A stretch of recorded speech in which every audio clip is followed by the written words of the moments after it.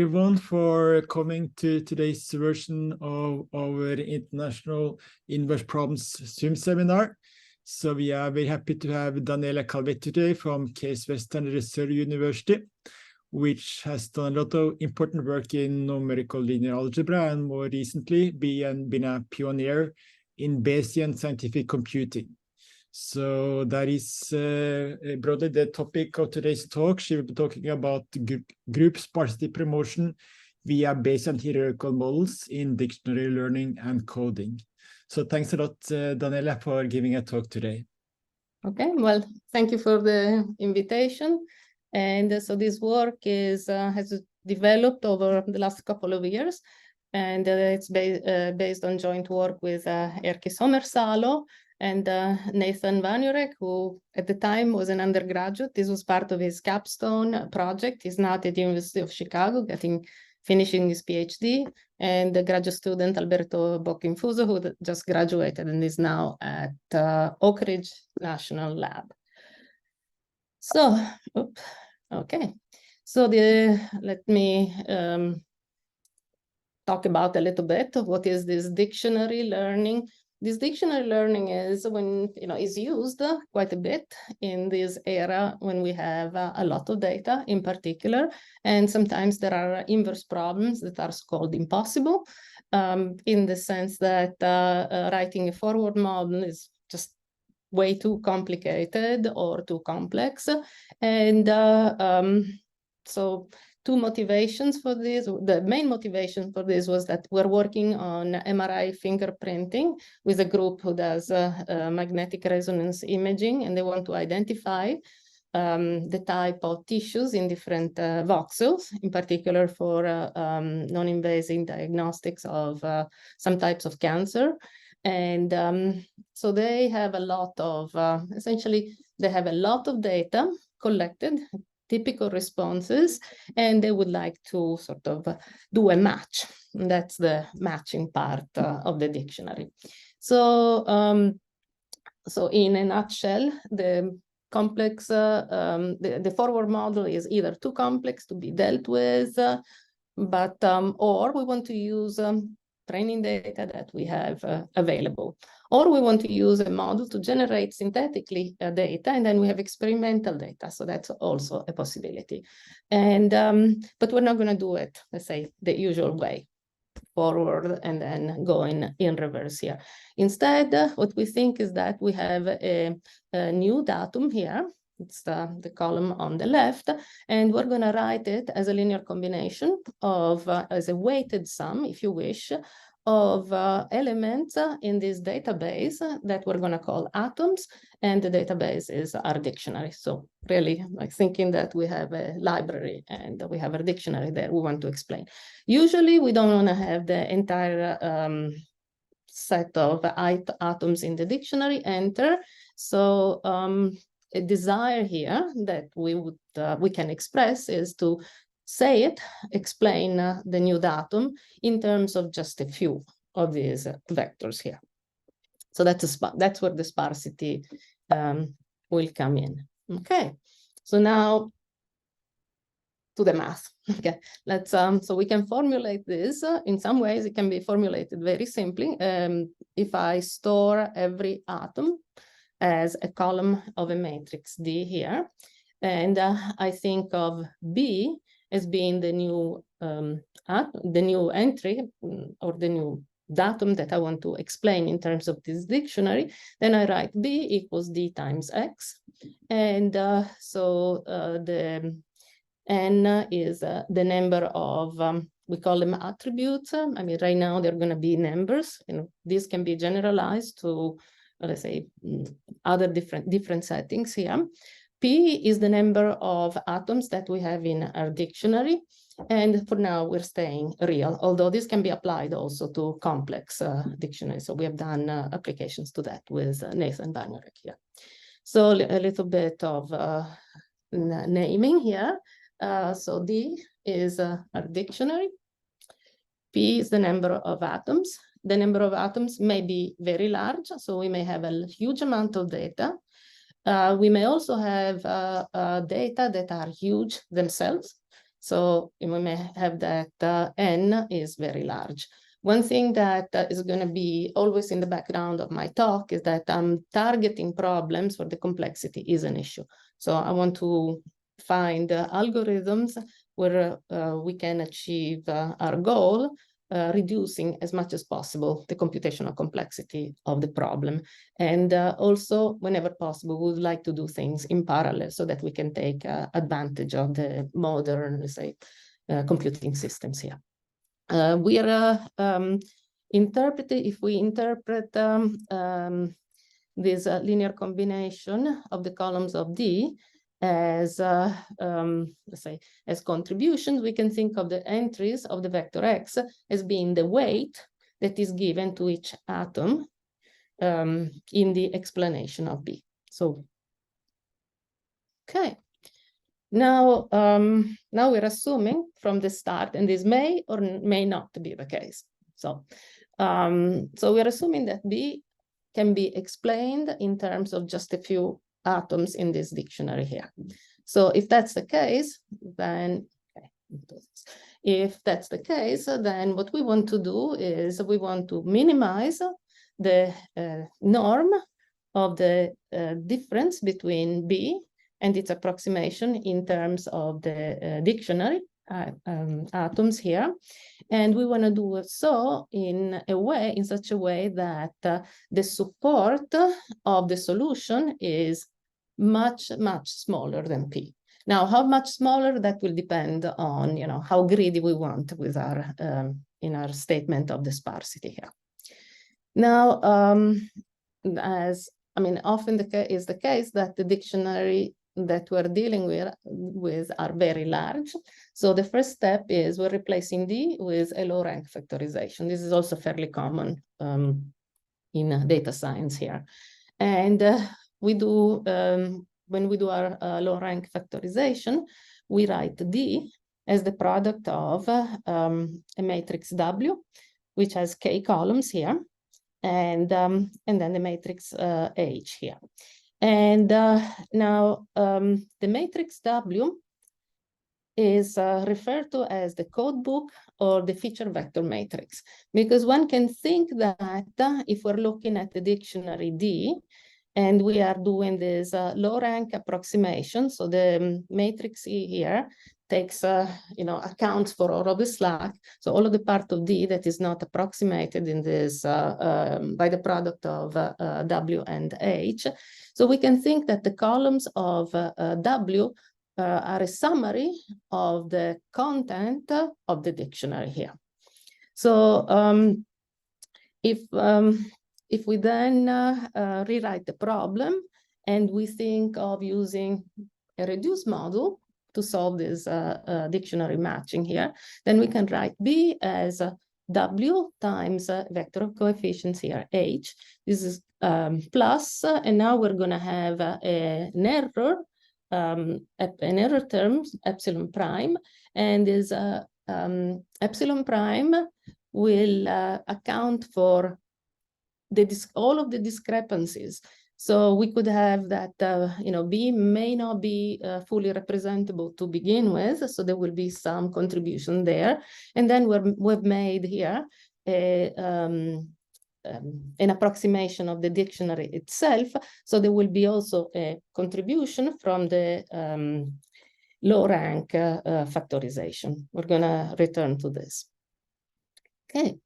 So another thing that we want is we want interpretability of our results, because we like to think in terms of, you know, the energy or the weight of each, let's say, feature vector in the explanation of B. So we're making the requirement that when we find our solution, H should be positive, non-negative. Okay. Now, with the complexity in mind, so in order to reduce the complexity and at the same time promote sparsity, and also if we have non-negative requirements or other, let's say, wishes in terms of interpretability also of the feature vectors, then we can go through the following 4 steps here. And I will then address each one of them in the the next part of the talk. So first we do a clustering, and the cluster is a simple grouping the original atoms, so the columns of the matrix D, into groups, and I call them subdictionaries. And I'll do it here. I assume that I have K groups. Then I replace each subdictionary. So I do the low rank approximation that I was describing before to each subdictionary separately. Now the rank of each low rank approximation doesn't have to be the same for every subdictionary. We will have some subdictionaries that are more complex and they require more feature vectors to sort of capture the essence of the subdictionaries. Others are fairly simple and just a handful of vectors will be needed. In any case here, for each subdictionary, there is this low rank approximation or compression error that has to be accounted for. So once we have these subdictionaries, the next thing that we do is we want to use this partitioning of the dictionary, followed by this low rank reduction to identify the clusters of atoms, so the subdictionaries that are needed to explain B. So in the beginning, I said that we were assuming that B admitted a low rank representation, which means that we can write B in terms of just the sum of a few atoms of the dictionary. So if you only have a few atoms, then there shouldn't be, we should not expect that all of the subdictionaries are relevant for the explanation. So right now we look at the subdictionaries in their compressed form, so in the form of their representative vectors, the WJ, and we try to identify only those that are really needed to explain B. Once we identified the relevant subdictionaries, and really here I'm saying identifying because what's important is that we tag some of the subdictionaries being irrelevant. So if those are irrelevant, then they're really not needed. And if our task is not just a classification task of the new, of the entry B, of the datum B, but it's an explanation. So we actually want to express B in terms of the dictionary. What we can do is we can deflate the dictionary, assemble a linear dictionary, only comprising the relevant dictionaries, and then we solve these inverse problems. B equals, let's say, reduced dictionary times the corresponding weight plus some error here. And I'm going to do all of the steps, possibly except for the first one, using Bayesian techniques. Okay. So the clustering, I guess, is the one where there is, I'm assuming that everyone has his or have their own favorite clustering algorithm, including expert annotation of the data, which may or may not be correct, and I will come back to this when I show the numerical example.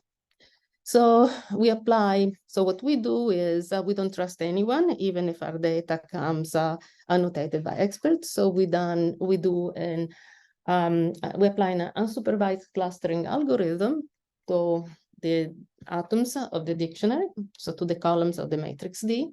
And we use the K-medoids. We use some of the standard methods in data science to decide how many clusters are, suitable for doing this. And once we have identified our K clusters, we regroup, simply reordering, we regroup the columns of the matrix D so that columns that belong to the same cluster are adjacent. So we have this block structure in D1, D2, DK. And as I said before, now we start compressing, and we compress each subdictionary separately. So right, DJ is equal to WJ, HJ plus EJ here. And we choose, we can customize the rank here according to the, let's say, true dimensionality of the subdictionaries. And in this step here, one really should stop and think a second, because we can run PCA, which is, you know, I guess probably the most popular way of doing things, doing clustering. However, when we extract the feature vectors, which is what we're going to be using in the next step, sometimes we want to retain interpretability of these vectors. So if we know that the columns of D, so the entries of the dictionary, are non-negative, when we do this low rank reduction, we can use a non-negative matrix factorization to produce feature vectors which are of the same type as the original one. That will make the interpretation easier.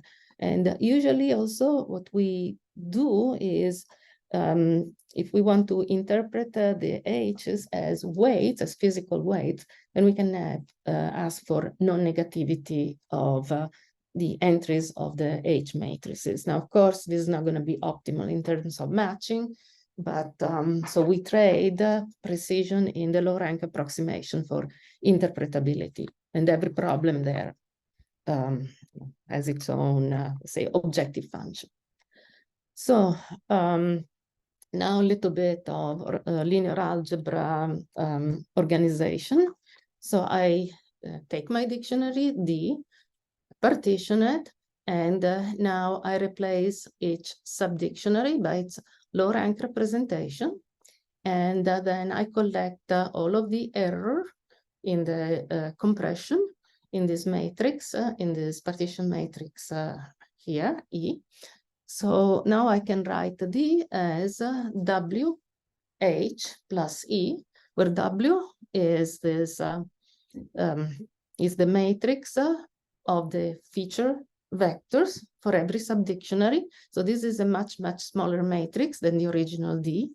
H is this block diagonal matrix, that's formally how we write it, containing the other factors in the low rank factorization.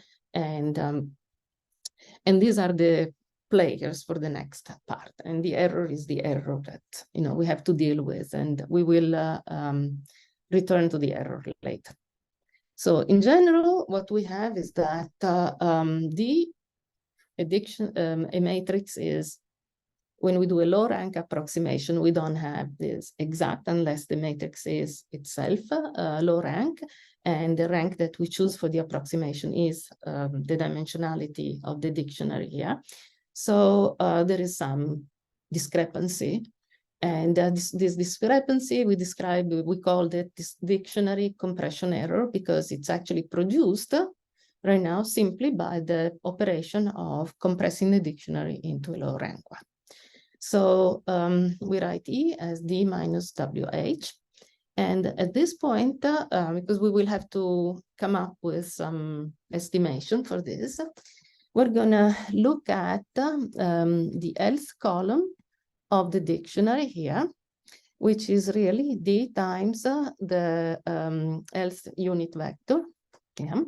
And I can do the substitution there, and I can write DL as W times HL, yeah, and plus, and now we're gonna have a part here, EL, which is really the difference between DL and the approximation that we get using this compressed dictionary. And we call this EL the dictionary compression error realization, which corresponds to the else entry of the dictionary. So from the point of view, and there was nothing Bayesian so far, enter Bayes. So from the Bayesian perspective, everything that we don't know we will model as a random variable. But in this case, we're also considering, it's also convenient for us to consider the dictionary entries of the dictionary entries themselves as being realization of a random variable with a certain unknown probability density. because in that case, okay, as we go, so in that case, what we can do is we can think of a mapping F, which goes from the dictionary entry to H, essentially mapping the Lth column of the vector of the dictionary D to HL, which is the coefficient of the low rank matrix of the feature vectors from the subdictionaries. And when we think about the compression error E is going to be simply the difference between D and WH. And we think that this dictionary compression error has a probability density pi E, which we think is the push forward of pi D by the mapping that sends D to D minus W times a function of D, which is H. And this looks complicated. However, in practice, what we can do after, let's say, we have thought in these terms, we can think of generating a sample of this dictionary compression error. And we can do it like this, with either scan, if the dictionary is not too large, does not have too many entries, or if we have the time, or we draw and random columns of the dictionary, and we compute the corresponding H. And we compute the corresponding H essentially by solving a least squares problem. So then once we have the H here, we compute the difference between the else dictionary atom and W times HL. It's a low rank approximation. At this point, we generate a number of these realizations, and we estimate so we compute the sample mean and the sample covariance. And when we compute the sample covariance here, because I will need it later on, I want to make sure that it's symmetric, positive, definite. So I add a small multiple of the identity here to avoid that there are some direction in which there is no variance here.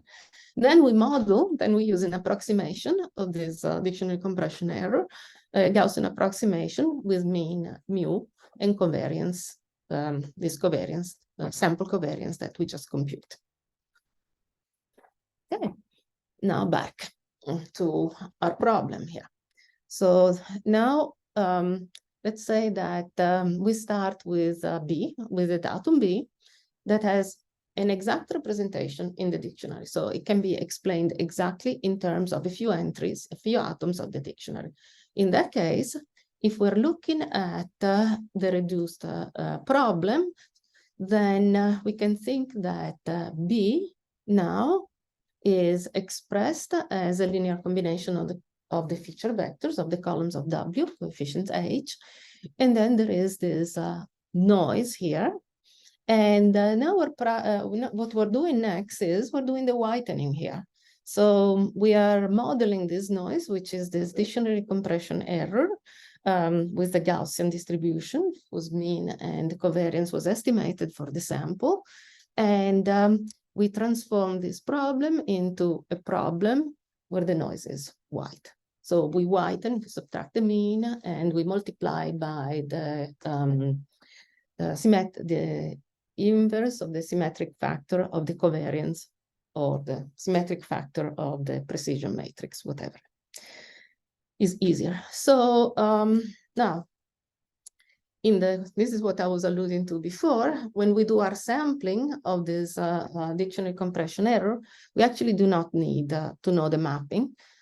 Simply, we compute HL by finding the minimizer, the vector H, which minimizes the the square of the 2 norm of the else column of the diction of D minus W times H here.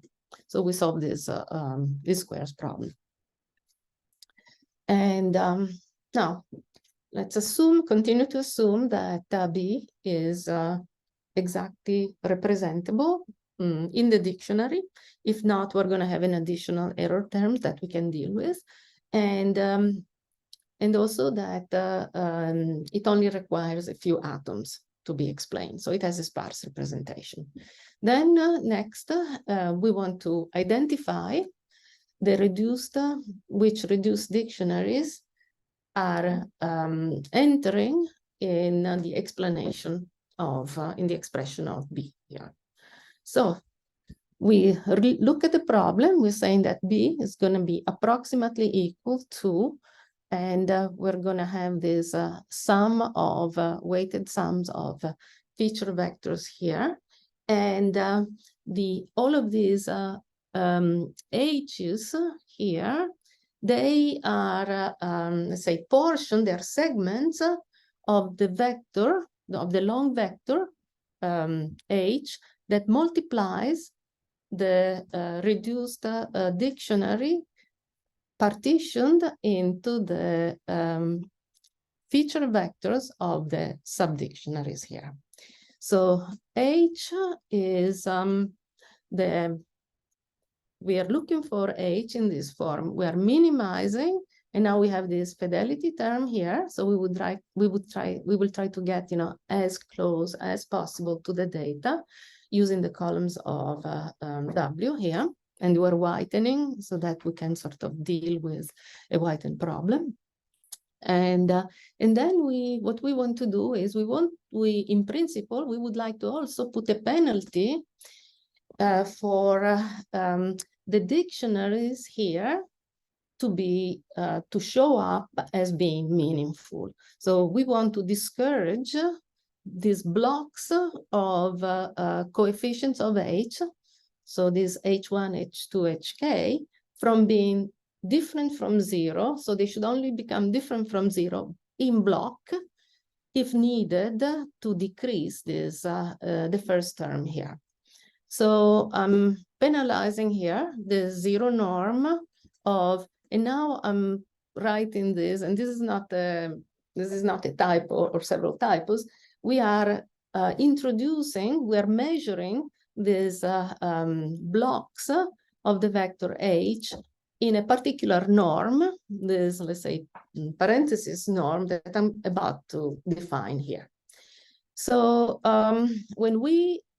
so there are a couple of issues here that I want to point out, and this is not a standard sparsity problem, because we're not interested in having a lot of the entries of the vector H be equal to 0. We are more interested in having blocks of H, and these blocks should correspond to the subdictionaries here, vanishing or being so small that the corresponding subdictionary is irrelevant. That's why when we're penalizing here, we're penalizing in blocks, in groups. And then when one thinks about how one should penalize this, one should use more than just the norm of H, but because these H's, these H1, H2, HK, they are related to the low rank factorization of the subdictionaries. So the norms that we're going to use here for this, in this penalty term, will be, they're going to be described next. Okay, we call them structural prior for this subcluster coefficients. So, and then the question is, so we go back and we ask ourselves, it's a very meditative, you know, this Bayesian things has lots of meditation in it. So a priori, we think that only few of these Hj should be different from 0, but that will be controlled in a different way from the point of view of the structure, since the Hj are a linear combination of the columns of the matrix Hj in the low rank approximation of the jth subdictionary. The structure, the general direction of Hj should be inherited from the aggregate of the columns of Hj. However, the amplitude must not be controlled by the columns, because we are saying a priori that only few of these subdictionaries will be relevant. So we want to control the direction of the Hj using the information in the columns of the Hj, and we want something else to actually control the amplitude. And this is what, and the way we deal with this is by introducing this type of group sparsity promoting prior. So this looks like some cone of, like it's an ice cream with some nuts on top of it. So this is, think in terms of data science, this is where the data is, right? And R. And now this vector here is pointing in the direction of the data. It looks like a PCA of the data, or yeah, PCA of the data, non-normalized, so non-centralized. And then what we have here is this vector, this red vector, the longer red vector, is the direction in space where the data has the most variability. This one is the one where it has the second most variability. And if I could draw in higher dimensions, we would continue using the usual, what we learned from the singular value decomposition. So I look at the matrix Hj here. I take a singular value decomposition. And by the way, these are low rank matrices, so we only have a few of these singular vectors different from 0. And then I define my covariance matrix, or Cj, to be equal to. So what I'm doing here is I'm taking the first left singular vector times its transpose. So then we are adding to it. So we're doing these projections here. And then we are adding projections onto the other left singular vectors scaled by. So the first one is unscaled, meaning that we're going to take every singular vector here, and we're dividing it by the largest one. So everything is weighted as a proportion of the largest singular value here. And then we're adding again epsilon I to make sure that we get a positive definite matrix. So we write a prior now for H, for the vector H of the coefficient of the blocks of feature vectors from the subdictionary, assuming that we know this scaling theta here. And this is Gaussian, so we have a 0 mean here. And the variance, so every block is independent, so we want them to vary independently of each other. And everyone has a variance, which is sigma j squared, which right now we're assuming to be small. And the way in which we are measuring, I mean, the numerator is not the usual, let's say, 2 norm square. We are taking Hj and we are weighing it via this covariance matrix that we have determined from the columns of the matrix Hj in the low rank factorization of the J's subdictionary. So if one does an interpretation of this in words, is we are expressing the belief that the Hj could have a component, so we're preferentially should be in the direction of the first singular vector, but at the same time should also be confined, preferably, to the cone, which is defined by the ensemble of the columns of Hj. Essentially, I'm going back, let's see if it works. This is what we're saying, right? We can, we could have a large component in this direction here, but then we are expressing that it should be not deviating too much from this direction. Okay. Now, we compute, so we solve this sparsity problem. I'll get to that in a second. And after we have computed the Hj with this group sparsity, where the sparsity is controlled by the variance, the theta j's, we still cannot expect that most of the Hj's vanish. Because after all, we have gone from assuming sparse representation in the original dictionary, and then we have partitioned the dictionary, we have compressed every sub-dictionary, so there is a lot of approximation here. So there is a lot of error that enters at every step here. So we cannot expect them to be zero. We can expect, however, many of them to be negligible. And now we need to decide the criterion that we use to deem an Hj and therefore a sub-dictionary, a J's dictionary, to be negligible.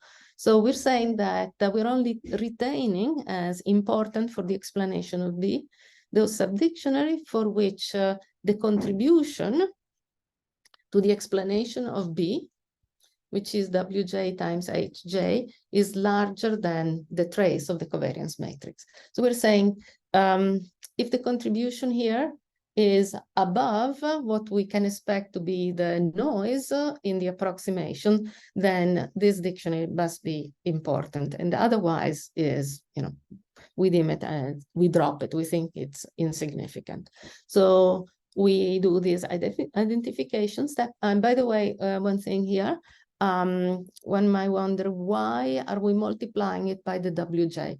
The story is that every Hj may have different lengths. So we're actually we're going back up in the space of the atoms, in the space of the datum, because we're allowing so not to penalize the or to give advantage to dictionaries with, let's say, larger or smaller dimension, sub-dictionary with larger or smaller dimensionality. So now let's free this theta here. So when I was writing the prior for the H's, I had this, the variance. I assumed that they were known. In reality, that should be joint equal. So there is a part that is missing here. So what we have here is that we want to write a prior for both unknowns. So now the H are the unknowns and the thetas are unknown, because we don't know a priori which theta should be large and which should be small. A large theta will not be penalizing much for the norm of the Hj to be large. A small theta will, because they are at the denominator. So what we're doing is we're writing the joint prior for H and theta by going through the conditional. So H conditioned on theta, and then we need to multiply by a probability density for theta, a hyperprior. And in this case, we choose pi theta to be fat tail distribution. And for computational purposes, we're sticking with the gamma family. And for now, let's assume that we're using the gamma distribution. It turns out that one actually has a choice in the algorithm, but too many details for a short talk. So this is the probability, the density of the gamma distribution. It depends on two parameters here, the beta parameter, the shape parameter, and the scale parameter, var theta j. And we are assuming that every theta j, the theta j's are independent and and we're going to choose the beta to be the same for all of them. Now, what's the meaning of this theta? So when we wrote our conditional prior for the norm of the block of coefficients, we assumed that they were zero mean, Gaussian zero mean. Now, if we have an entry, think of this as being a representation of the hj, which is very small here, then in general, what we would have is to manifest this with a small theta, because if this theta is small, then the realization of hj will be clustered around the mean, which is 0. While if we have entries which are larger here, then since we're still using a zero mean Gaussian, then by using a theta which is larger, we're going to, assume that we can have a priori realizations which are further away from the mean and therefore more different from 0. And this is down here is the way in which we this is a distribution, the theta distribution as a function of the var theta, and we're seeing that most of the variances here, which is what they're distributed according to this, are close to 0. But this is a fat tail distribution, meaning that we are assuming that there are going to be some outlier. They're not, let's say, so outlandish here. Now, so putting all of this together, what we have is, since we are declaring that, we are admitting that after all, we do not know the variances here. When we write down the conditional prior of h given theta, we have this expression that we had before, but we also need to keep track of the normalizing constant, because right now it depends on theta j, that is an unknown. Cj is pre-computed here. And this is simply, let me say, linear algebra plus some logarithm manipulation here. So what we get is that ignoring the part that does not depend on the random variables here, this conditional prior can be written as, the exponential of this quantity here, where what we have is that we are scaling, we're multiplying the vector h, the one which multiplies the feature vectors from each subdictionary, by this block diagonal matrix with the covariances scaled by each covariance scaled by the variance. And now we're solving to promote the group sparsity. We say that the theta j, most theta j should be close to 0, so that the numerator must remain small in the negative exponential, just a few outliers. And we're assuming, as I said before, the theta j's are independent, they are gamma distributed. And now we have the likelihood, so we also need to do some matching of the datum with w times h. This is the part that I looked at before, white and here. So when we have it all put together, we get a posterior density for h and theta given the datum b, which is of this form here. And now we're computing, the way in which we go about it is we're computing the maximum a posteriori estimate using this EAS, iterated alternative sequential algorithm with this group sparsity. With the group sparsity means that we are weighing here not a single entries, but blocks. And versions of this algorithm, the analysis, now we know the convergence, and we also have different hybrid versions of it. They're all in these papers here. So the details are significant. And this L2 magic is particularly nice because it looks at in details at the hyperparameters. Now, let's say we have solved it. It does a good job. And let's say that we have identified the relevant classes by thresholding them. Then we go back to the original problem, say that we want to go all the way to explaining B in terms of the dictionary, few entries of the dictionary. So we drop from B all of the non-contributing sub-dictionaries. We have a deflated dictionary, D hat, and now we try to solve B equals D hat times X here. And so now, if indeed there has been a perfect identification of all non-relevant classes, which means that all relevant classes are represented in D hat, then dx, solving this problem with the full dictionary is the same as solving the problem with the reduced dictionary here. And then we have applied this to 3 examples. And I'm only going to go over the last one briefly because time is running. And the first one is applied to the handwritten digits that we think we all understand. It's as meaningful as it can be. We've also applied it to the identifying glitches in LIGO, Virgo LIGO experiment. And where the identification of the class is the important part. And the one I'm going to finish with is this application to hyperspectral images. So where we represent the hyperspectral in terms of this, let's say, feature vectors or handful. So we took the Pavia University hyperspectral data, which is publicly available. This is discretization in 610 by 350 pixel. There were retained 103 spectral bands. I think 120 were collected, but 17 were discarded. There was a geometric solution of 1.3 meters, and not at all pixels. There was this hyperspectral information. Then there were experts. And experts have the ground truth, which comes with the data, and they differentiated it into 9 classes. And we worked with that, and we found that 9 classes, these were a little bit dubious. So we actually went ahead and we took the data, and we thought the experts, maybe they see 9 classes, but the data only seem to see 6 classes here.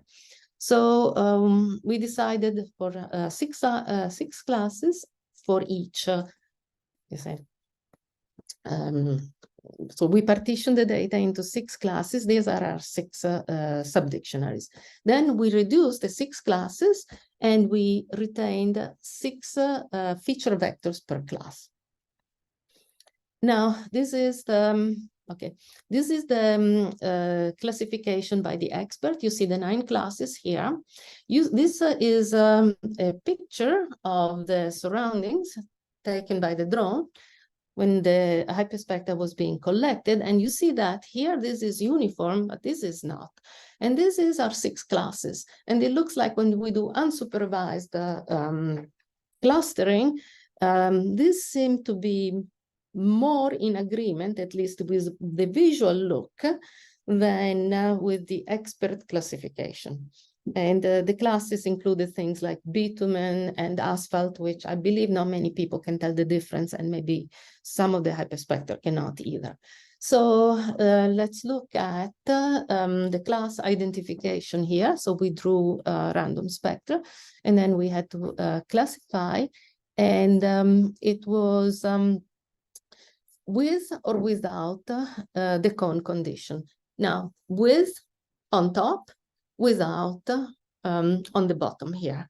So this is, we did repeated drawing from, and this is from class 1. And you see that class 1 gets identified, but you seem to be very confused with class 5.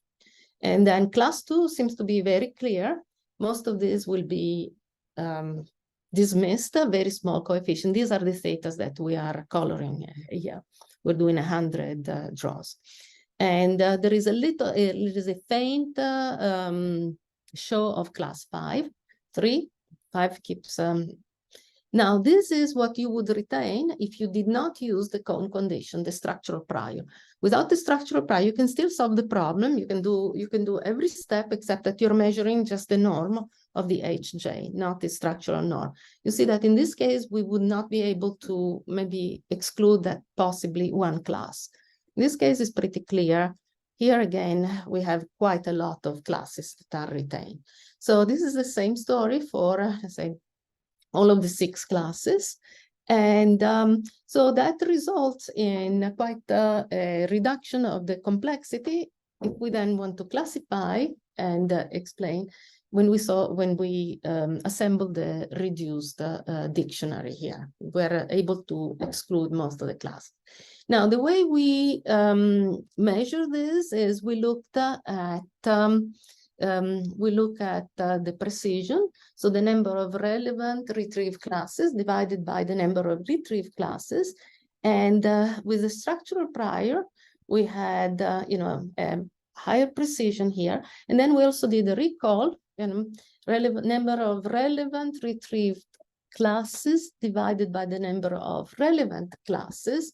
And in this case, well, this is without the structural prior, we are slightly higher, but that's natural because without the structural prior, we are retaining more classes. And then we applied the algorithm. We applied actually all the way to the end. So we wanted to classify to explain the entry, which was a combination from an entry from the hyperspectring one of the classes.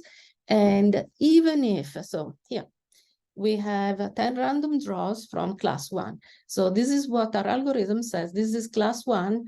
It seems to be pointing to class 5 together with to class 1. And so we need to retain 2 subdictionaries, subdictionary for 1, subdictionary for 5, and then solve it. When we solve with the same sparsity condition on the full deflated dictionary, it turns out that the non-zero coefficients are almost always, actually always, except for draw 9, and 9 is this one here. And in draw 9, you see that class 1 is not even tagged, but it seemed to be, pointing only to class 5 and class 4. But otherwise, even if initially in the reduced dictionary, the original class didn't come out as strongly, if it's present, then the sparsity promotion at the next step is actually able to reinforce and identify the class correctly. So I'm finished. Thank you. And so all of the details, and there are plenty of them, which I've skipped in this talk, it can be found in this preprint, Bayesian sparsity and sparsity prior for dictionary learning and coding that we just posted with Alberto. And these are some of the other relevant works. Thank you. Okay, well, thanks a lot for a very nice talk, Daniela. So the floor is open for questions. So please unmute yourself and ask questions if you have questions.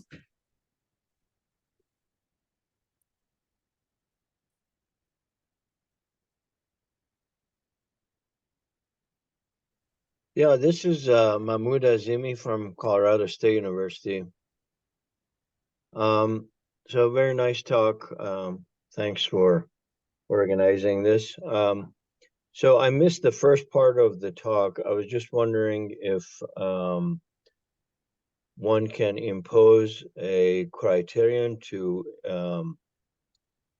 improve the or add discrimination ability between the classes. In other words, so I okay, think, yeah. So or maybe this is guaranteed in the method that you proposed. So I'm thinking about something like divergence properties.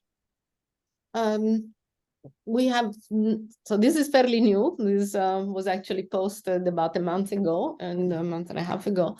So we've not followed, done the follow-up on this. So right now we are doing when we're doing the clustering, we are using some criteria. It is possible when you do the dictionary reduction, so the compression of the subdictionaries, you can ask the feature vectors to have characteristics that will further emphasize the difference between the classes. What that would be, I think it would probably be, and this is Bayesianly in line, it would be something that should be informed by the nature of the problem and by knowing what type of dictionary atoms are. And I mean, there are many questions here. Like we are using right now, we're using a rough estimation of the dimensionality of the subdictionary to decide on the rank of the low rank approximation, together with a maximum number of vectors. So we are actually penalizing for the complexity.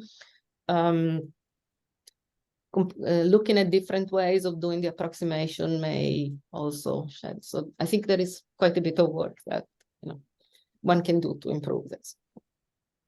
That's where we are right now.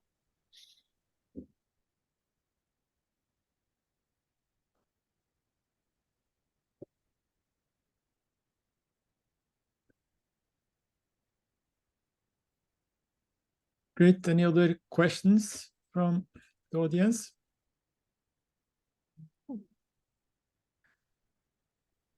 So I was wondering, Daniela, so a central aspect I liked it, you sort of have from the Bayesian perspective is to have this sparsity promoting prior.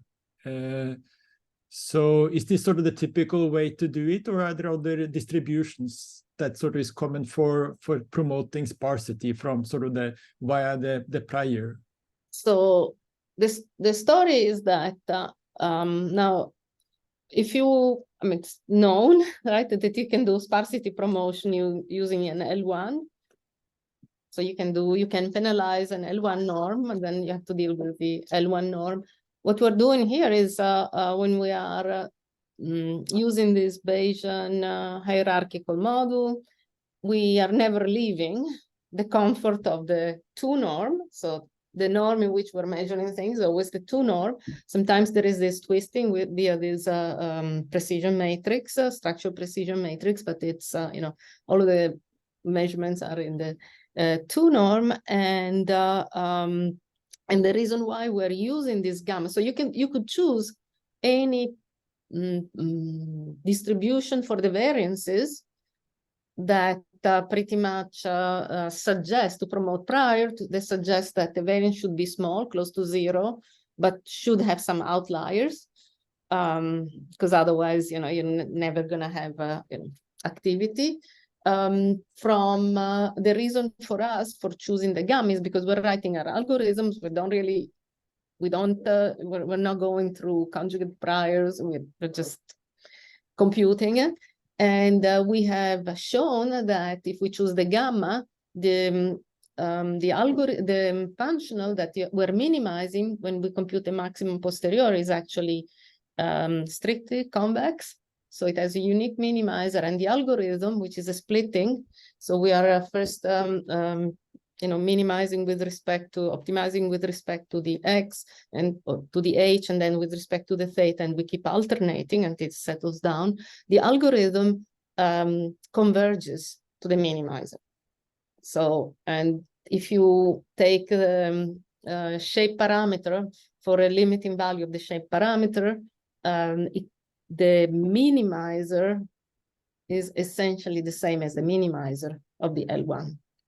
So it's a mix of computational convenience, because it meshes well with a Gaussian prior, and we try to stay conditionally Gaussian as much as possible. So we need the exponential part is nice there. The updating of the variances can be done in parallel, so independently. It's very straightforward. And the other one is just a linearly square problem. And that also, and usually we do this using Krylov subspace method. And now the proof of the convergence is for the exact solution of the least squares problem. It turns out that if we're using Krylov subspace with a criterion that stops it, prematurely or at the right time, the computational results are even better than if we're going all the way. So that part has not been fully analyzed because it would require really looking at the spectrum. And when you're doing this, it's a sequence of changes of variables, let's say in the numerical linear algebra world, and one can look at the spectral property of the matrices that enter. So they're changed and they're weighted differently, the spectral components. Yeah, that part is pretty difficult because if you're analyzing, it requires going through the generalized singular value decomposition. And so it's something that I would like to do, but so far I've done it only minimally. But yeah. But yeah, the convexity, so we like the fact that we're working with the convex function. So we don't have a problem of stopping at, with the gamma, we don't have a problem of stopping at local minimum, which you can have more dramatic, greedier, sparsity promoting priors, but that typically comes with non-convexity. And then you have to deal with local minima. So we have hybrid versions of the algorithm. And yes, that in this paper here with Monica Pragliola, we're using that. And in that case, we are almost like we're dominating. We're first going towards the minimizer of the gamma. And then at some point, we change hyper prior. We go to either an inverse gamma or a generalized gamma. We need to synchronize. We need to make sure that the parameters are set. And they can all be set automatically. So that's the nice part. There is only one parameter essentially that we leave to the user, and it's the beta parameter, the shape parameter. And that's also, there is a physical interpretation that pretty much can be set depending on how sparse you think your solution should be. So but everything else is done in automatic. We have a public domain code of this for MEG problem. So where we're doing this for dipoles, we're promoting sparsity of dipoles in this fashion. Good. So when you say the shape parameter, you meant the VJs or? The shape parameters, the beta. Shape, scale, yeah, scale in the gamma distribution. Let me see, yeah.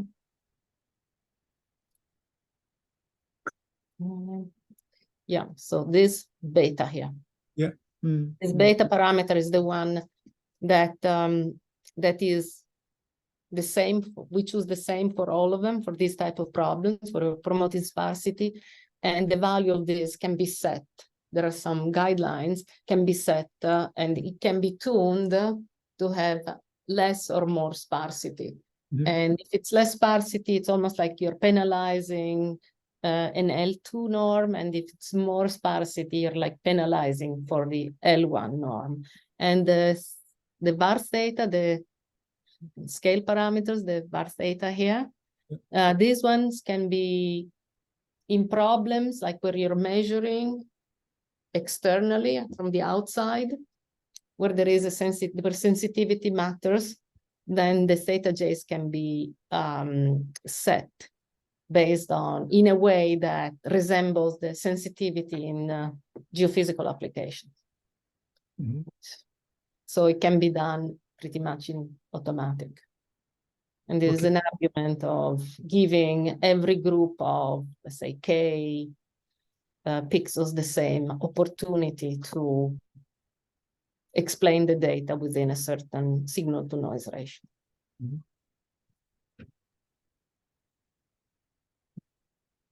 But now all of the details of this prior are in the book, because I just did that with my students. So there we go, like didactically, like in class.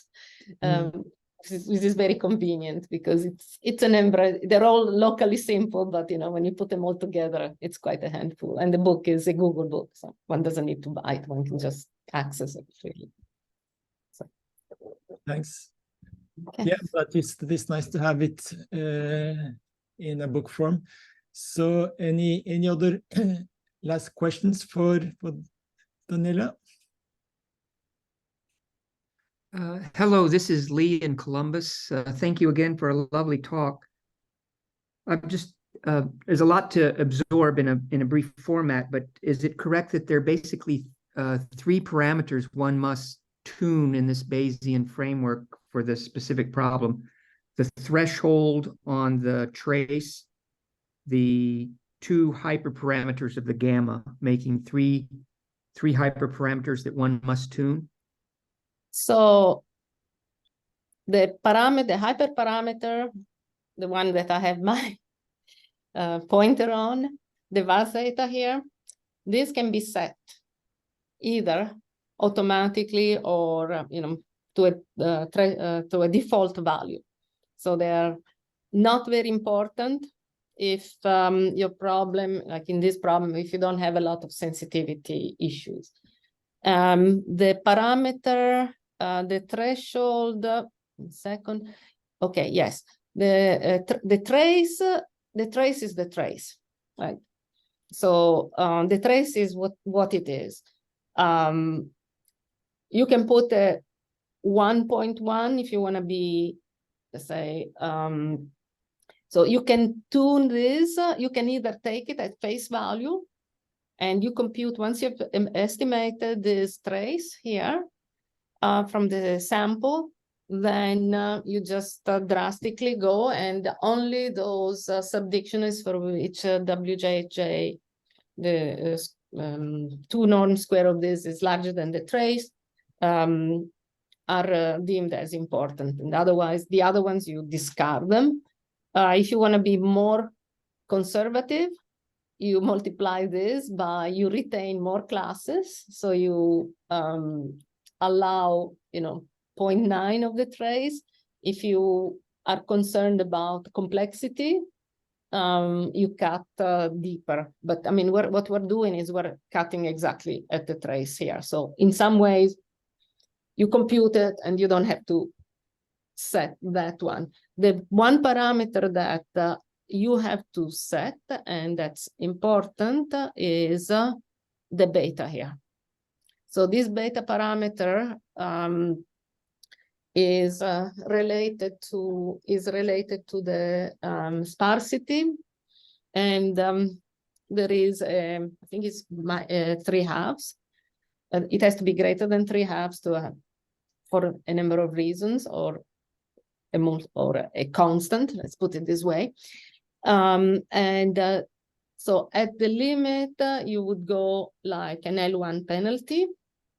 So the closer the beta is to the lowest bound, to the lower bound, the more sparsity you are promoting. If you move away, so you make it a little bit larger, then it keeps promoting sparsity, but less and less. So that's as of right now. So we've been working on this since 2005. So it's almost 20 years, like 18 years. Goes to college now. So by now we have found ways of setting all of the other parameters except for one, for the beta. So that's the sparsity. Then there is, there are the variants of this algorithm for the minimization that are most effective for producing clean sparse solutions, are those that pair together gamma and inverse gamma, or gamma and generalized gamma with R equals 1/2 or -1/2. And that's a little more tinkering, but it's fairly, by now we have it automatic. So we have a paper, it's in archives. So if you go to my Google site, you find it there. And in that one, we give the algorithm with all of the, let's say, the matching of the parameters for switching from a, say, gentler sparsity to a more drastic sparsity promotion. But we're always staying in the generalized gamma because of computational issues. I don't know if I answered your question. Yes, thank you. So this is Mahmoud Azimi again, from Colorado State University. So the deflation process that you outlined, I recall, if I recall correctly, that's between classes, right? In other words, you're deflating one dictionary matrix with respect to another class. So does that guarantee improved separation of the classes? I'm sorry, I could not, the first part of your speech came out a little bit blurred. Okay, so the deflation process that you outlined, is that between every pair of classes or one class with respect to everything else? No, it's absolute. So I'm taking my W, my, let's say, feature vectors, and I'm, putting them one after the other, right? So they're representing the different subdictionaries. And then I solve the problem. The H multiplies this feature vector, so this compressed dictionary. I look at the block of coefficients that correspond to each one of these objects, and those that are small, I discard, and I only keep those that are large enough to be relevant. So the story is that yes, you're running into there is the danger that when you do the deflation, you throw away a little bit of the baby with the bathwater. But so that's a risk that cannot be avoided. So if you want zero risk of doing that, then you can solve the problem with a full original dictionary. But when we're looking at our MRI sequences, their time sequences are very, very long. And the computing time of working with a full dictionary is prohibitive, even with the type of, say, heavy duty computing that we have access to. So we need to do some reduction of the complexity. But yeah, no, there is no guarantee that your class will be, no 100% guarantee that the relevant classes are all represented. But you are solving all the subdictionary matrices together. Yes. As opposed to, so in fact, you can do it. So there are variants of this. Once you have the subdictionaries, what you could also do is you could do, and there are variants of this which have been proposed in data science applications. So you could solve the problem, in particular if you think that there is if it's a classification, so you want to put your datum in one of the classes, and you think that it belongs to just maybe a linear combination of a subdictionary. So you can solve for each subdictionary separately, and then you can look at the solution which has the smallest discrepancy. And that's, for example, in the LIGO, where in the LIGO all the care is to identify the type of glitch that there is. Then we do it in that fashion. So. Okay. All right. Thank you.